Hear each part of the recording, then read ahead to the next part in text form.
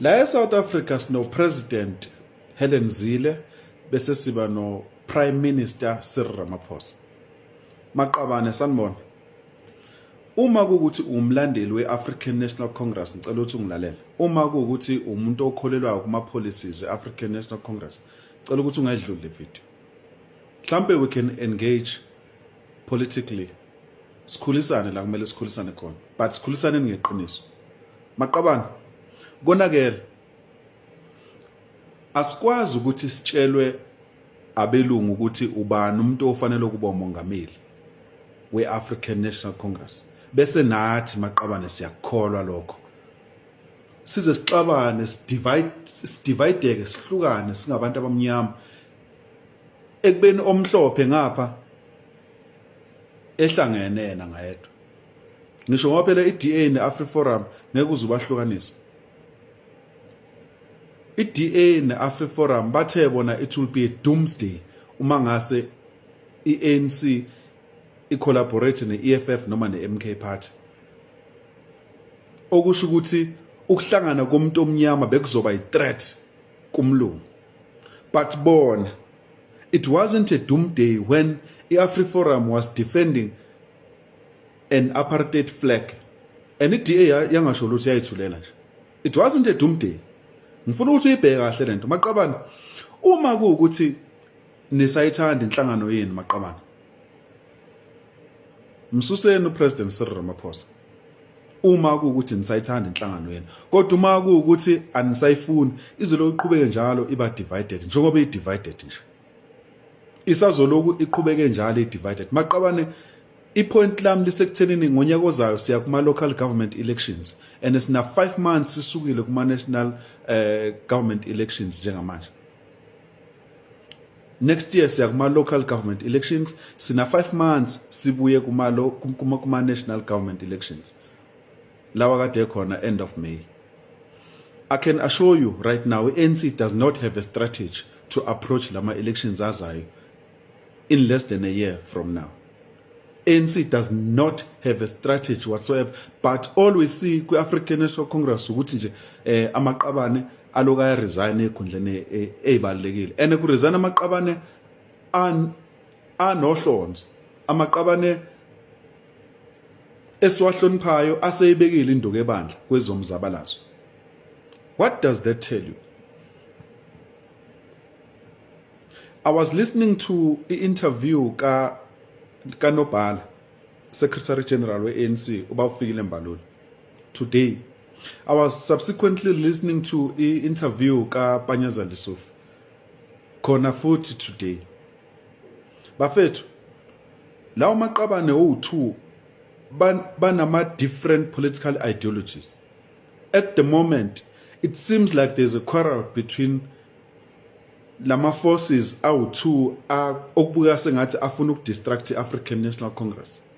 Abanye bathi GNU iyona, abanye bathi GNU kwakuyiphuthu ukuthi kujoine yona. Bafethu iGNU kwakungelona iphuthu ukuthi ibe khona into kuthiwa iGNU, because iGNU was decided by the results of the elections.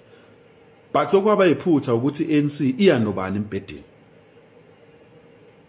Sezwa thina ngeDA isitshela ukuthi yona angeke ize ibandakanye kwiGNU uma kuukuthi iEFF ingxenye yaleyo nto. The very same DA yathi yona angeke izibandakanye neGNU uma kuukuthi MK ingxenye yaleyo nto. Okusho ukuthi abelungu bayajabula ukusibona thina singabantu abamnyama sehlukene ngembono. Singakhohlwa ukuthi MK yakhelwe ngaphezulu kwasiphi isisekelo. Thina as black people we like to turn our blind eyes, shaya sengathi asizwanga noma ezinye izinto shaya sengathi asiyiboni.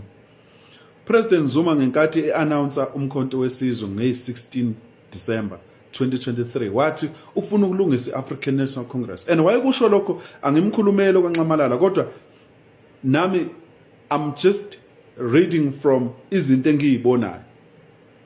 Wayekusho lokho ngoba uyabona ukuthi iAfrican National Congress le ekhona njengamanje ngeke isalungiseka because isithathwa abelungu.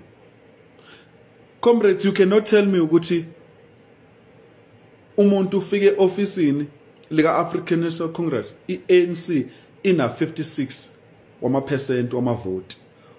Ene mandate eyi1 yokuthi anyuse lawo mavoti, but instead ehla ahlala ku 52%.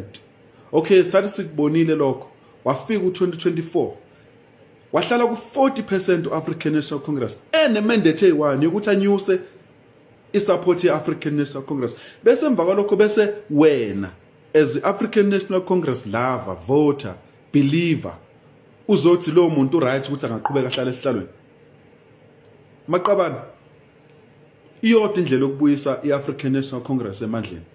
Iyodwa indlela yokuthi niqhubeke nibe competitive nina kwi-political dimension yase South Africa. Thathani uPanyaza Lesufi nimenze umongameli. Khiphani leya ndoda leya ethandwa abelungu. Bafethu, abantu abaningi basaba ukuthi imisebenzi izophela. Khuleka mfethu. Awukho umsebenzi ozophela mangase kuphatha umuntu omnyama. Awukho, trust me. Angazi noma seningena inikaza nesikhathi ukuthi bafethu nifunda ama policies eEFF. Angazi noma seningena inikeza yini isikhathi sokuthi nilalele ukuthi MK niphatheleni. Angazi noma seningena inikeza nesikhathi sokuthi bafethu nifunda ama policies eATM. To mention but a few. Bafethu, abo azapo basekhona. uPanyaza Lesufi was saying, azapo basekhona. Yabo. Yebo mhlawumbe onadekho no UDF abasekho, but azapo no basekhona bafethu. Wonke lama political party ayelwela amalungelo abantu abamnyama asekhona. Imagine mangase sihlangana. Mina can foresee njengamanje ngiyabona ukuthi sibheke up come 2029. Vele uPresident Cyril Ramaphosa uzokwehla uma ukuthi ANC angeke izimehlise njengamanje. Njengoba nizohluleka nje maqabana ukumehlisa, nizolo uniqhubekile nikholele kuyena ekubeni nibona bafethu ukuthi African National Congress is going down the drain. Usuku nosuku. Into ezokwenzeka ngo2029 sizoyithola sesidecide ukuthi it's either sivotela abelungu noma sivotela abantu abamnyama. So gcina siyi-one party state. Ngicabanga ukuthi kuyoba kuyinto right for a country efana neSouth Africa. Because kuzobe sekuyisikhathi sokuthi iphupho lika Steve Biko ke lifezeke, umuntu omnyama ke ayithole bafowethu. Njengamanje we are in the bushes, silahlwe ile current leadership ye African National Congress. ANC bafowethu is very powerful. Very powerful. But le ekhona njengamanje ayikho powerful. Ukunalokho bayasilahla. Bas introduce entweni okuthiwa iGNU ne-Afri Forum ingxenye yale GNU through Freedom Front Plus.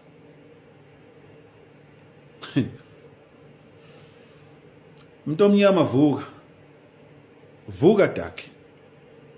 Kholela kuwe Daki. Thina soqhubeka sibe izikorobho zabelungu. Njengoba kwenzeka nje. Ngeke ngiqamba manga iGNU ifike nezinto ezinhle kakhulu eningi, but kube yiphuthu ukuthi iANC ichoose iDA, ichoose iFreedom Front Plus kuyo yonke lento. Sasatshiswa ngomnotho. Umnotho esingenawo by the way. Qabana ngo1994 into esanikezwe yona thina yaba yodwa kwaba yipolitical power kuphela. Sathathelwa umhlaba, sathathelwa imali, economic power. Sanikezwa ipolitical power kuphela because even i-judiciary asi-control thina. I-judiciary phela we-control mungena mali. Asi-control thina i-judiciary. Kodwa ya-controlwa somewhere i-judiciary.